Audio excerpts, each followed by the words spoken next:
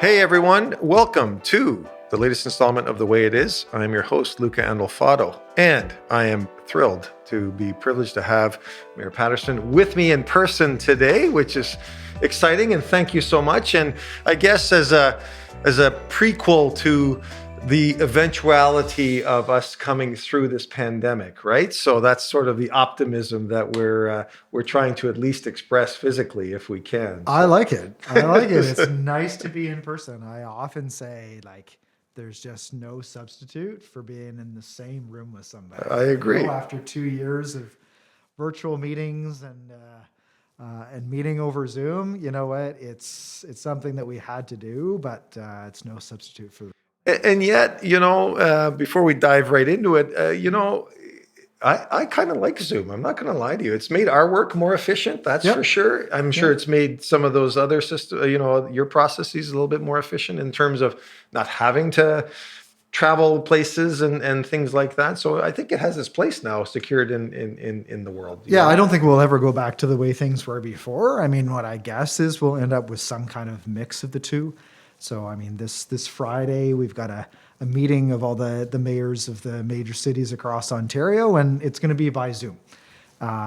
Some meetings would be in person, some will be by Zoom, but it's true. It's hard. If there's a meeting in Toronto, and basically I lose the whole day, traveling down there, doing the meeting, and then traveling back. Whereas here, I can sit in my office, get other work done during the day. So, I think it'll be a mix, right? Yeah. I don't think that, it will always be virtual or always in person. And, I think for me, I think that the key will be finding how to make those hybrid meetings work where you've got some people in the room and some people on screen. Yeah. I always find those are the trickiest to manage, but sure. We're going to be doing that as council before long, probably in the next month. That's right. How do we manage when I've got 10 councillors that are in council chambers and another 2 at home joining virtually? How does that work? Yeah. Fair enough. Well, all of that being said then, so obviously Omicron is sort of starting to wind its way through, which is a good thing. Yep. So let's talk about Kingston's recovery. How do you see it? Where do you see it? What initiatives are happening? Speak to that if you could. Sure. Well, I mean, there's lots of exciting opportunities, and then there's also some real challenges that we're going to have to hit. So, I think on the opportunity side, there's never been greater interest in Kingston. This is the first time in all my years of public life that I can remember where we have businesses almost literally knocking at our door, lined up at the street, wanting to locate here. And quite frankly, now the biggest challenge for us is finding space for everybody. So we're already actively planning, how do we expand existing business parks? How do we find more space for business to locate? I mean, these are major companies that are offering really good paying jobs, exactly the sort of thing that we've wanted here. And now we've got probably more than we can even handle. So that's a good example, I think, of a really exciting opportunity. I think our tourism industry is going to come back in spades after a couple of really tough years. We're seeing lots of really positive signs there. At the same time, when it comes to challenges, I think housing's got to be, right at the top of the list. It's on my list. I'm sure you want to chat about this, but I'm going to be honest with you. Housing is probably the issue that takes up most of my time now because it's so critical. It's so complicated. There's so many things that have to happen there. And so I think that, finding a way to have everyone be able to find a quality place to live. I think about my biggest concern is young people that are growing up. How are they going to afford their first home? Right? When we look at the big increase in house prices, rental properties, our vacancy rate is going down again. So how do we address that? So there's lots to do, lots of work on the housing front. That's you know what? It's here on the list, and so literally this morning, I not that I rarely do this anymore, but I have 2 licensed assistants, but this was sort of like an onboarding meeting, if you will, family in from parents are in Hamilton, son is in Montreal, son is a doctor, now coming to do an oncology rotation here through Queens and Kingston Health Sciences Center. Yep. They called out of the blue from the Marriott, the Courtyard Marriott off the 401 there, and said, and sometimes I forgot to ask them. I was supposed to ask them, how did you get my name? But anyway, they called me and I said, and they started saying, well, do you have any condos for rent? And I said, No. What I said, I'm not sure what you're looking for. Anyway, we get through the whole conversation about condos, the history of condos in Kingston, Yeah, because, and I told Yeah. them, not to digress too much, but when I started in this business 34 years ago, you couldn't give a condo away. And now, fast forward, the pendulum swung the other way, where if we had 10 towers under construction, they'd all Sell be them sold. all. They'd Yeah. all be sold Yeah. before the shovel hit the ground, you know? So anyway, we went on a brief tour today because there really wasn't, I was scrambling to even, two of the places we saw weren't even on the market yet, but they're scheduled to be on the market. And then, you know, it goes down to pricing, location, and this guy, well, how far is this from here? And so it was that, all of that. And, you know, speaking of affordability, you know, I said to them, like, Kingston isn't what you're used to. Just so we're clear, like, Kingston has a very low vacancy rate, some of the highest rents in the province, even some higher than the GTA areas. And so people get sticker shock when they come here. For sure. So the one question I had then, given all of the air around housing affordability, because I agree with you, it's a complex issue, and yet I still think the lip service and the sound bites are in the wrong direction, personally, coming from a real estate perspective. So what initiatives is the city taking vis-a-vis, because everybody talks about the red tape, approvals, things like that, and because last time, 7 months ago, you were on here, and I knew there was some housing initiatives vis-a-vis subsidized housing and helping those that, you know, definitely are in a category that can't help themselves. So I'll stop talking. I'll let you speak to that then. So. Yeah, for sure. I mean, I think you've got to hit this from a number of different angles, you know. And I think that my mantra is you got to start with just an increase in the supply of all types of housing. It's a spectrum, right? So how do we make sure that we're getting more housing built in all different levels and categories and price points, and how do we make sure that we've got that pipeline there, especially as given, you know, we're seeing twice as much housing constructed now on an annual basis that we used to see, right? So we have ramped up. I mean, our planning department of the city is going full tilt, and we're doing what we can to try to streamline things, push things through as quickly as possible, find ways to be able to, you know, look at other tools like pre-zoning, finding ways to just limit that amount of time for the actual approval process for more housing. But there's also so many other things that have to happen after the approval. You know, the whole supply chain, and, you know, the materials, the trades. You know, that's something that I talk with a lot of my colleagues about there aren't enough people in the trades for construction. There aren't. So you can approve all the housing units you want, but if nobody can build them, then that's going to be another challenge, right? So how do we make sure that pipeline's full? We face it every day, and you know, the pandemic has turned everything on its ear, so to speak, and that really exacerbated the diminishing number of people wanting to get into a trade or doing a trade, even a handyman. Trying to find a handyman for someone to go change a toilet or fix something that just minor instead of getting a licensed tradesperson. So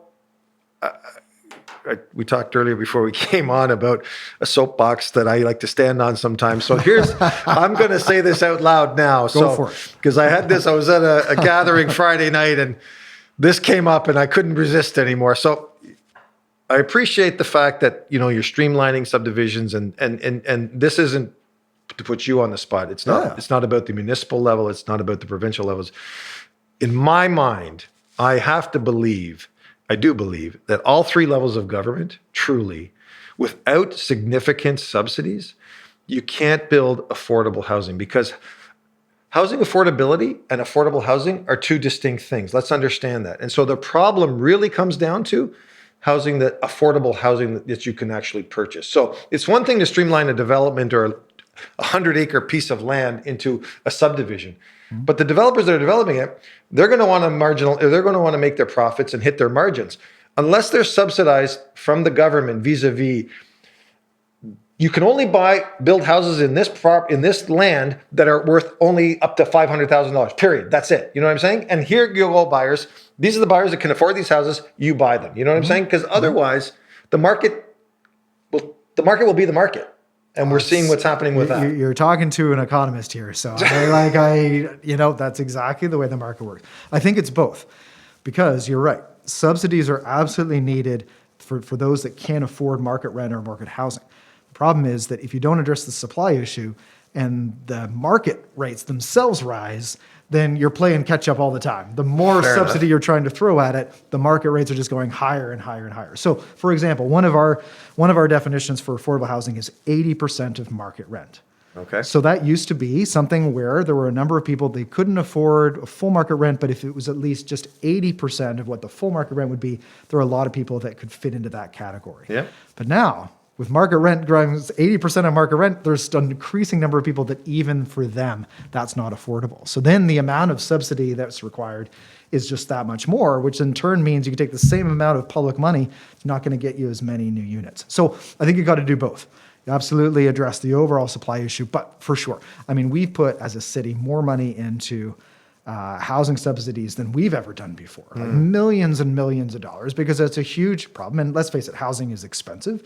It takes time to build, right? All those pieces are in there. So, but you've got to start somewhere. And so there's no one project that's going to solve this, but we've got a number of different affordable housing projects across the city that we're investing in. And we've had some good partnerships with upper levels of government, but we're having to keep pressing that because the problem is every other community in the province and many across the country are facing the same problem. So there's a real competition for those federal and provincial government dollars. So Right. that's why I'm working pretty hard full time, just trying to advocate to make sure that Kingston gets its fair share. Well, and you alluded to a Zoom mayoral meeting you're having Yep. with mayors across the province. So that I'm surely will be indicative of what everybody's expectations are, what they're hoping that, because now we're entering into an election Yep. in the province. Yep.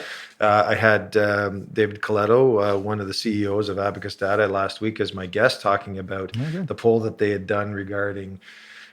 And of course, housing affordability was one of the top 5 or top 3 issues that on people's minds, right? It was COVID was still number 1 because it's still there, but how's this whole housing crisis that we're in, right? And you're right, thinking it through, you're absolutely right. I mean, there could be people out there that would say, "How dare you say that, Luca?" But clients, even some of my own clients. But as a realtor, ideally you want to operate in a balanced market where that means there's an equal level of supply and demand, and that way there's. Obviously I've experienced both of it, the buyer's market, the seller's market, and everything in between. It just takes the balanced market, it allows market forces to operate as they should in a normal circumstance. It allows a buyer to act normally and reasonably. It allows a seller to act normally and reasonably. It gives people time to do their due diligence to, as opposed to this panic buying that we're seeing now, right? Because, and Mayor Paterson, I get so frustrated because the influx of people from out of town into this community is massive right now. I dare say that it's probably 6 out of 10 buyers that are offering on properties are with out of town agents. That's bang on what I hear. It's just over 50% are from out of town. And, I think that the pandemic has really accelerated this kind of flight out of the GTA. And as a result, our community and other parts of the province are experiencing this. I personally don't know when that's going to stop. I don't think it will. It may not, right? In which case, so what do you do other than just trying to ramp up your supply? But, there's advantages in the sense of, there are good things that come from growth if you can accommodate it, right? As, we're growing faster as a community now than we ever have before. And we see the changing face of our community, increasing amount of diversity, and that in turn is bringing lots of rich elements to our community. My concern is, making sure that we're able to house everybody, provide those city services so that, people can enjoy our community, right? And people can have a good standard of living here and be able to afford housing, right? Well, I'm certainly not an urban planner by any means, but I find Kingston's right on that precipice of reaching a critical mass population-wise. Yeah. And once it does, which I kind of always thought in my head, it's just me thinking in my head, but if it ever reached a critical mass population-wise of around 250 to 300,000, then you would see the municipality be in a position to get, now all of a sudden you've got a convention center. Now all of a sudden you've got other amenities. Now all of a sudden you've got a transit system that has farther reaching, fingers and everything like that. And you have more services and more amenities to provide because you've got a bigger tax base. You've got more monies to draw from and all of that, right? For sure. Well, and now, if you look at Kingston proper and include our post-secondary population, you're looking at about 160,000. But then if you include like the census metropolitan area, which would be, Loyalist Township and, the areas around us, we are pushing 200. Like we're getting close to that critical mass, I think that you're talking about. I agree. And I actually, going back to this family, because they were deer in the headlights today, knew nothing about Kingston, knew nothing about anything here. And, I said to them, Kingston, I said, we're fortunate. We're just 30 minutes in a radius of 30 minutes. We've got all these little towns and hamlets. And I said, most of those people derive their employment from Kingston, but they choose to live in a sort of rural or semi-rural location because that's what they prefer. And, again, things have swung the other way. 20 years ago, the migration was from rural centers into the urban center because of healthcare, need for a close, a proximity to a hospital or healthcare services or other amenities. That's gone by the wayside now, and everybody's, I guess they're saying health be damned, or if I need an ambulance, I'll figure it out. I don't know, but they're going back out to the. So I did say to them, I said, I think we're around 175 if you factor in all of those other hamlets and little areas and everything like that. Oh, for sure. So that's good. Oh, we covered a lot of ground there, and that's great. So you touched on tourism, and actually I heard you on the CBC the other day talking about the KP, and I had Alex, and what Jansen. was Alex? Alex Jansen, our film chair, great guy. He's a powerhouse, that guy. He really Absolutely. is. Yeah. So, and he said that behind the scenes, there's so much going on that we don't see. So, what initiatives is the city doing, and how do you foresee? Do you see the tourists like from the U.S. and everybody coming back the way they did? I mean, I think it will come in stages. I think initially there's probably going to be a period of time where tourists will probably not travel as far. And so, we made a strategic decision a while ago that we really wanted to target actually some of the urban centers in Canada that were within relatively easy driving range, because there's so many of them that, I think with the tax credit that the province is offering this year, encouraging people to vacation in the province, I think that this could be one of the biggest years we've ever had for tourism, just people coming in from the GTA. So maybe it starts there. And then I think as things somewhat return back to normal, whatever normal looks like now, then I think, you're going to start to see a lot more international, certainly American tourists coming back. And, I'm on a meeting with the mayor of Syracuse, New York next month, and trying to re-energize our cross-border work that we have done a lot of work on in the course. The pandemic has really, been hard on that because we've had a closed border for so long. So I think it's going to be exciting. I think that there's a real appetite to kind of get out and to reconnect. And so, probably I'm hearing more optimism in our tourism sector than I've heard in a long time. Well, and that's a good thing, good, right? because there's a lot of small businesses that are dying for that, right? Or at least trying to hang on. It's one of our most important sectors. And the number of people whose employment is attached, not just people that work for hotels, but like you said, so many other related businesses that rely on that tourism traffic. And right now we're focused on not only how do you grow the number of visitors in the peak time, but how do you make sure that peak time is spread out throughout the year? And so that's where we are talking about like a hotel conference center in the downtown as something that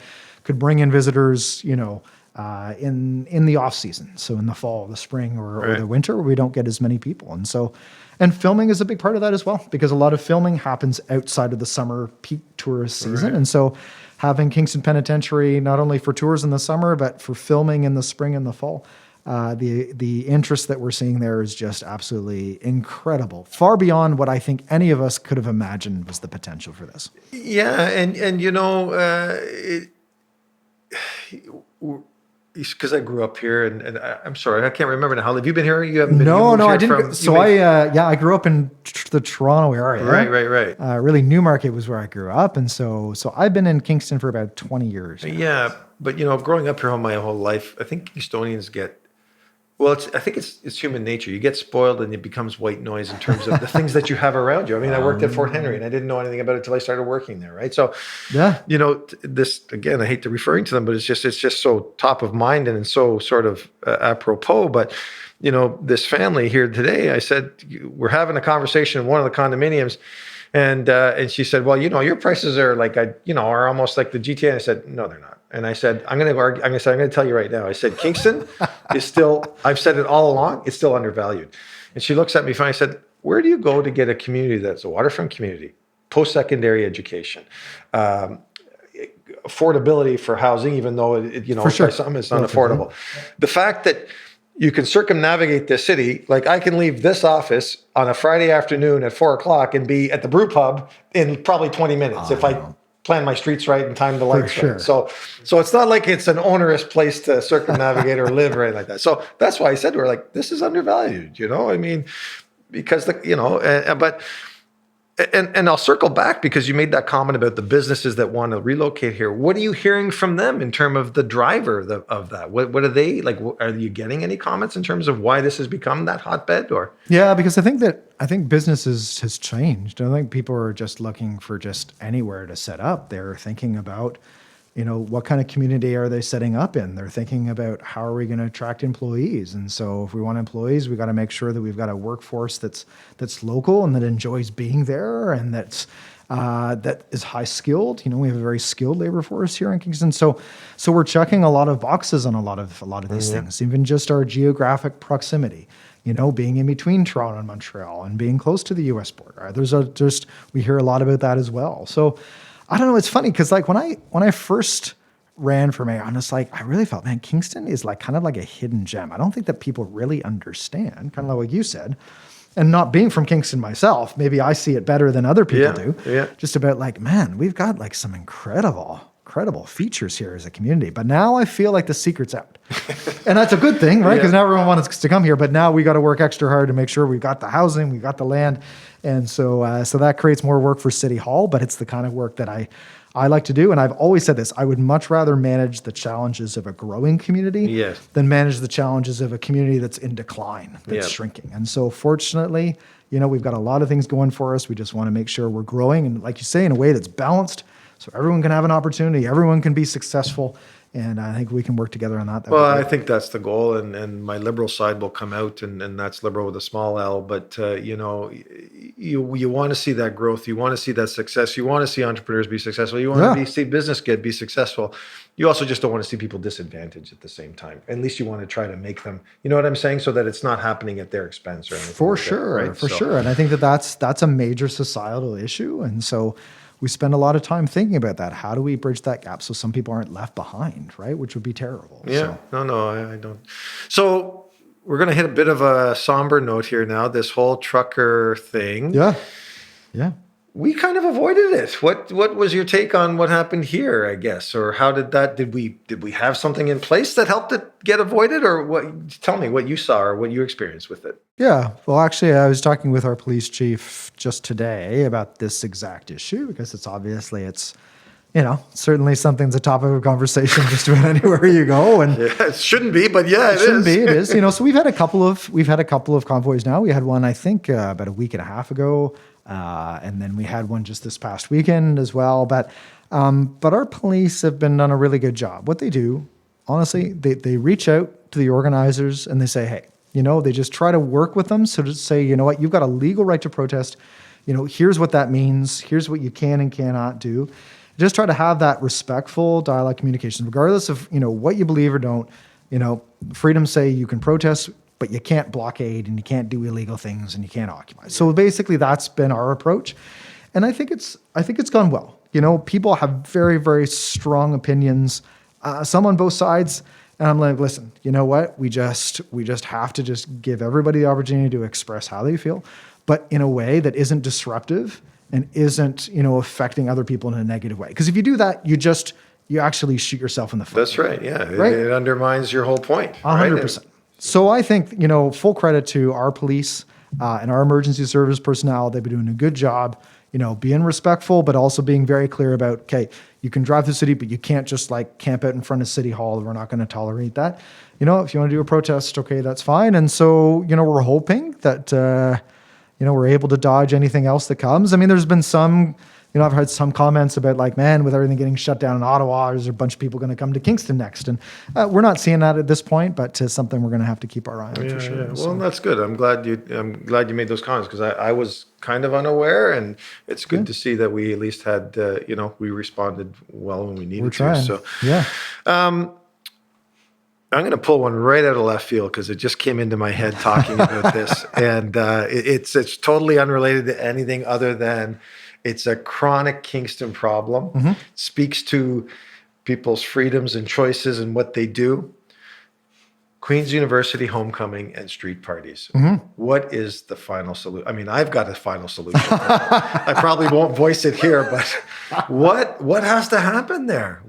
Tell me what has to happen there? Because that's a pet peeve of a lot of people in this community, especially the residents that are paying big tax dollars to live in some of the housing in and around that. So. I would not want to be down in that neighborhood. I absolutely feel for those residents, and quite frankly, it's disruptive, it's disrespectful, it's rude, it's just wrong. It's just not something that should be accepted. And so, as a city, we've tried to pass bylaws. We've implemented big fines. We handed out more than $500,000 in fines in the fall.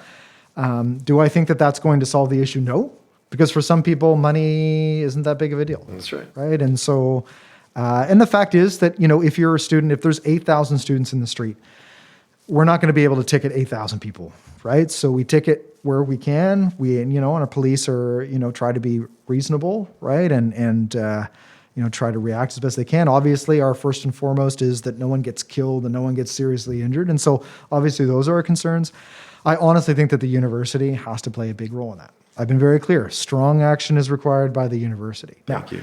What does that look like? You know what? I actually think there could be a variety of different things. I think that there's both a role for punishment and also a role for some creative thinking about maybe the university hosts something on their campus, right? That's off the streets of Kingston. It was a few years ago where homecoming got really out of hand again, and the Queens organized something called the Reunion Street Festival. Okay. And it was this sanctioned giant street party right on Queens campus. They brought in big bands, and it was a huge hit, and it took the life right out of the Aberdeen street party for a few years. After a while, then things started to shift because they did this at night, and then street parties started to get bigger during the day, and so the street festival wasn't doing what it had done, and so they canceled it. But I'm going back to them being like, hey, you were able to come up with some creative ideas before that worked, so let's do that again.